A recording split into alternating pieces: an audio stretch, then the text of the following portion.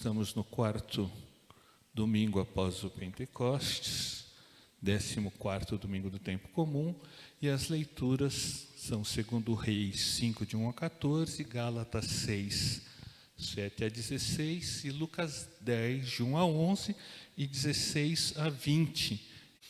O tema hoje, eu vou falar sobre a vocação missionária. E quando lemos 2 Reis 5, de 1 a 14, lemos a história de Naamã, que foi curado.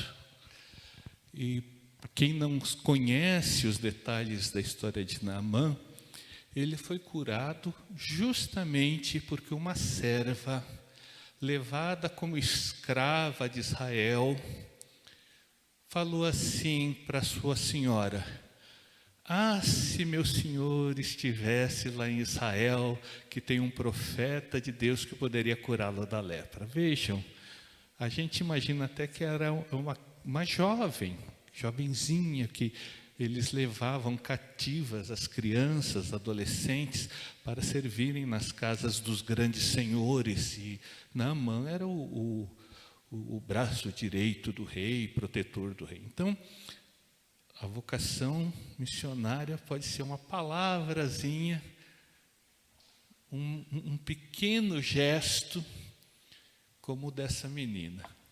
Já em Gálatas 6, de 7 a 15, tem uma advertência muito interessante de Paulo falando sobre a semeadura.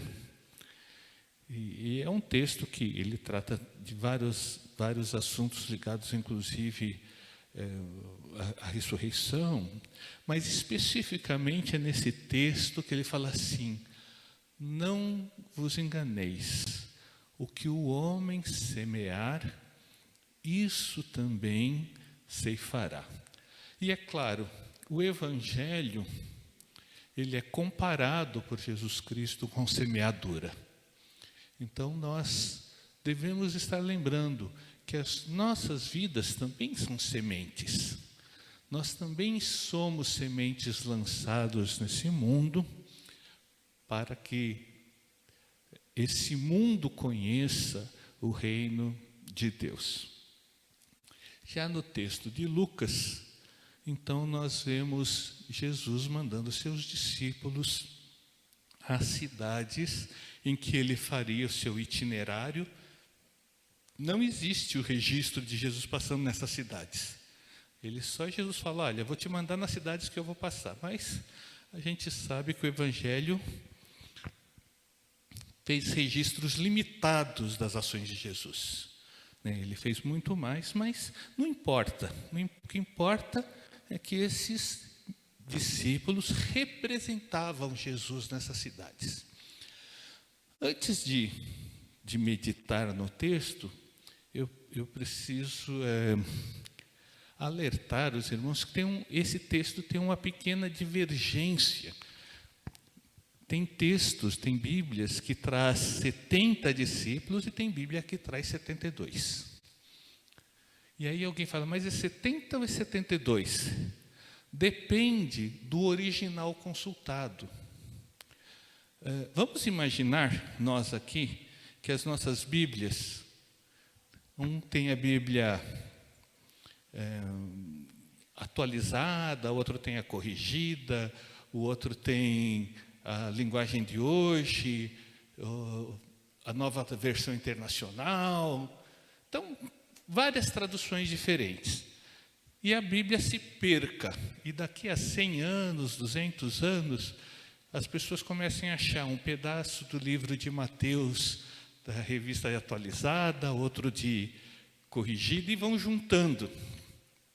E juntam essas partes e tentam montar de novo o livro de Mateus, por exemplo. Vai ficar algumas palavras, algumas frases com um pouco de dificuldade. Mas se eram 70, se era 72, não importa, porque o registro é o mesmo.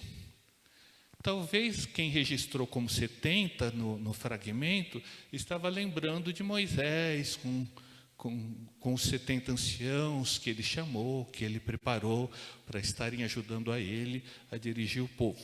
Não importa, né? Apenas nós devemos lembrar que existem essas dificuldades, que a Bíblia não é do jeito que a gente encontrou hoje. Um livro completo, direitinho, bonitinho. Ele era escrito em couro dos pergaminhos.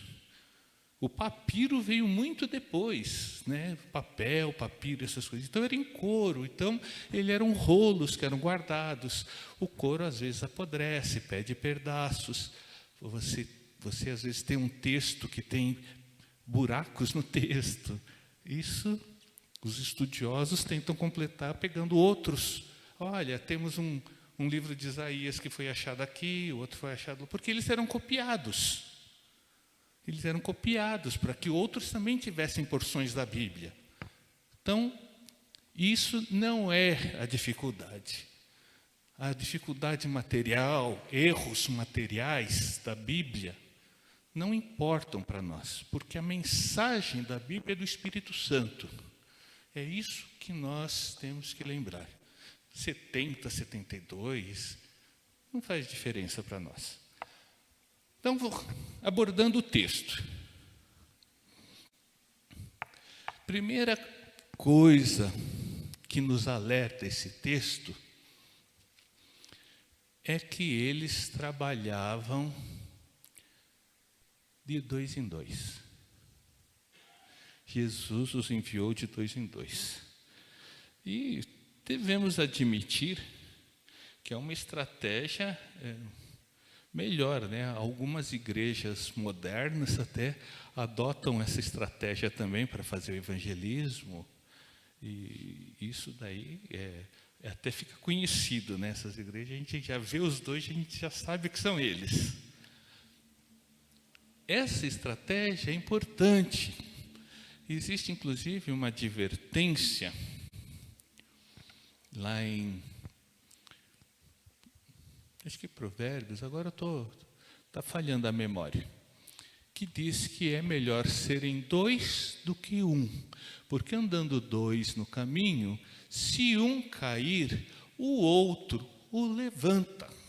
Mas ai daquele que andar sozinho, nos diz o texto bíblico. Muita gente usa isso para casamento. É um texto que o pessoal gosta de botar em convite de casamento. Mas essa advertência vale para qualquer coisa.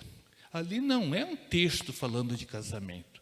Ele está falando que a atividade humana é sempre o melhor feito em conjunto.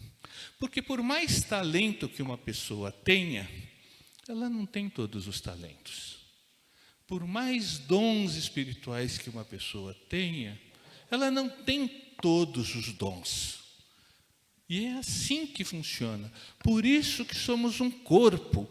Por isso que a igreja faz parte do plano de Deus. Senão Deus podia ter feito assim, olha, você crê e fica, não precisa de igreja, não precisa se juntar com ninguém, seja sozinho, não precisa... seja você sozinho, seja um esporo. O esporo é aquela sementinha da planta que o ar leva e vai semeando sozinha por aí. Não foi esse o plano de Deus. O plano de Deus foi para que trabalhássemos em conjunto. E qual é a dificuldade de trabalhar em conjunto? Bem, um filósofo, Sartre não era cristão. Ele não cria em nada, ele era ateu. E ele usava uma frase muito significativa, e eu vou explicar. Os irmãos não se assustem com a frase do Sartre.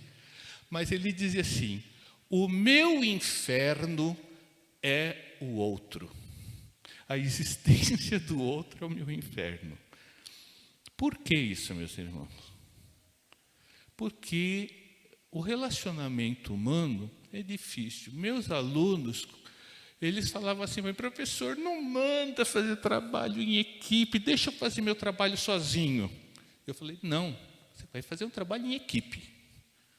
Porque o trabalho em equipe é mais rico do que o trabalho individual. Não, professor, o outro vai encostar em mim, então é seu papel fazer a sua parte e que ele faça dele.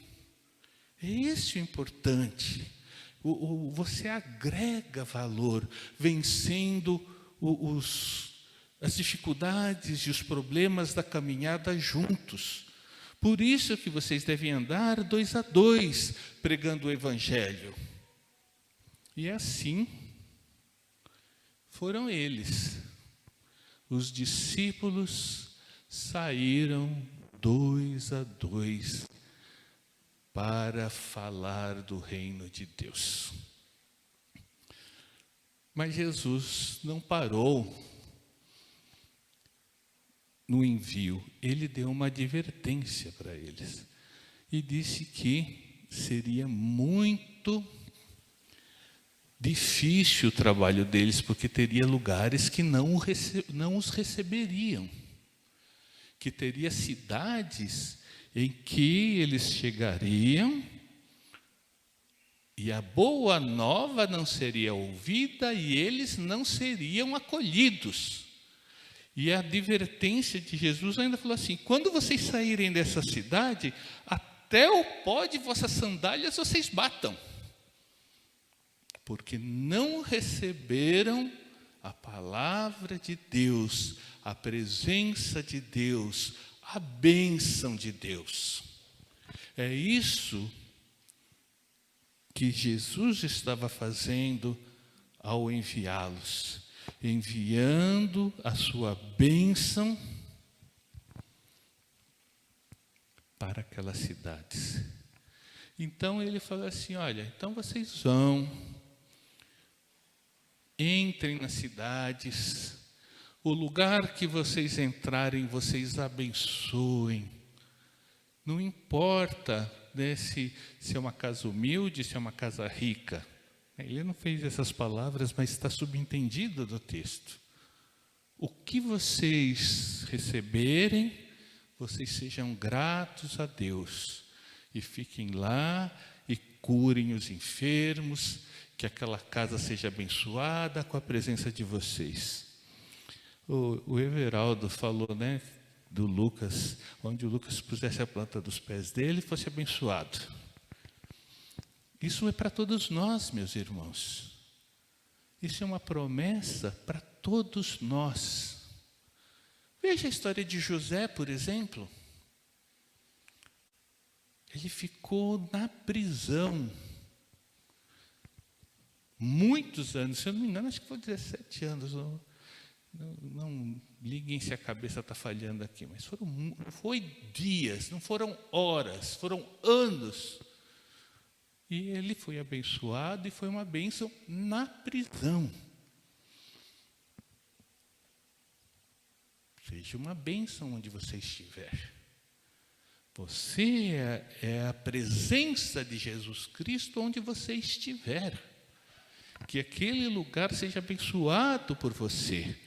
Que o reino de Deus esteja presente porque você está lá. Repetindo essa ideia. Aonde você estiver, você tem que refletir a luz de Deus.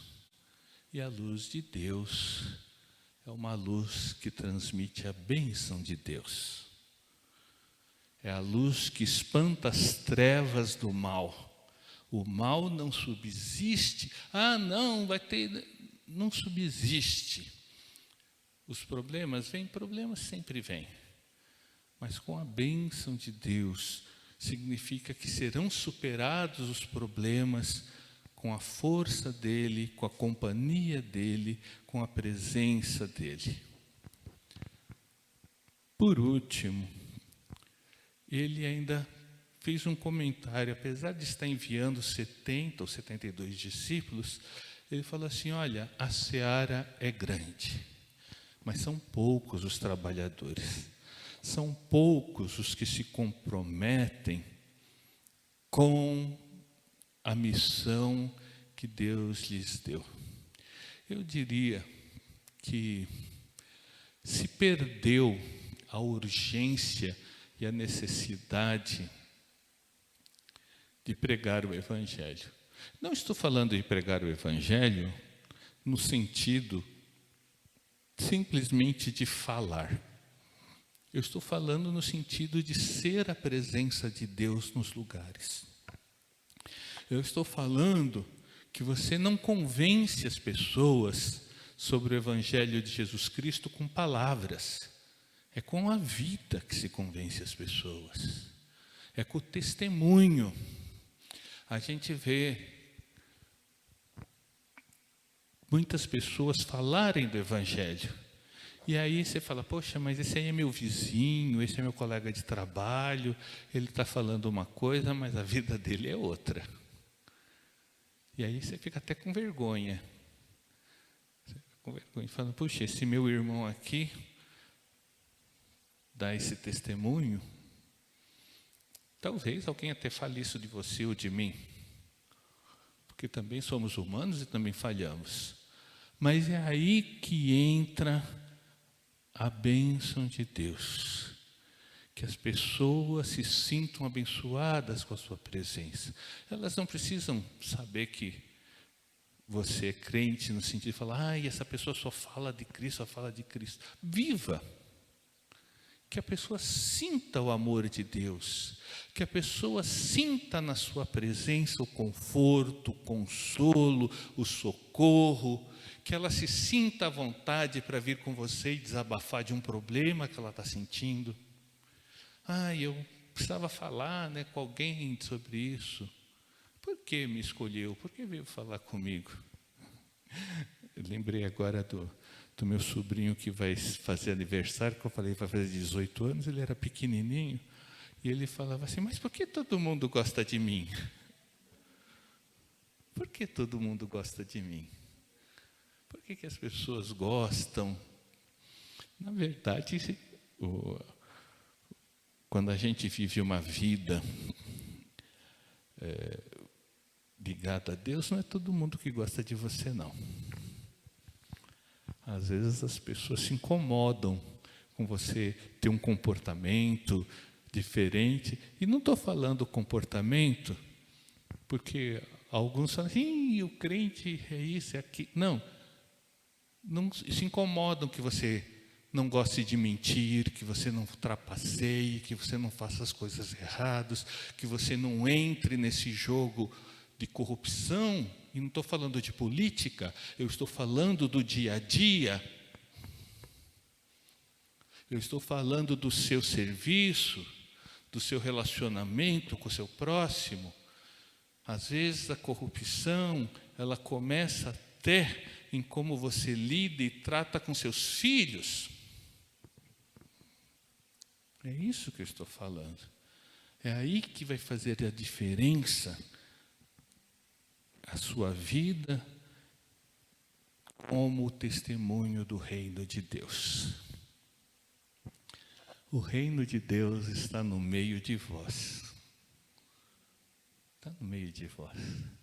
Vocês são os marcos, os pilares, os pontos de referência que Deus coloca no mundo para que as pessoas sejam também pessoas melhores, para que as pessoas também desejem ser mais humanas, mais amorosas, mais perdoadoras, para que as pessoas também desejem estar numa vida com Deus. Que Deus nos abençoe, que nossas vidas sejam multiplicadoras do amor de Deus e que as pessoas vejam em nós a sua luz. Amém.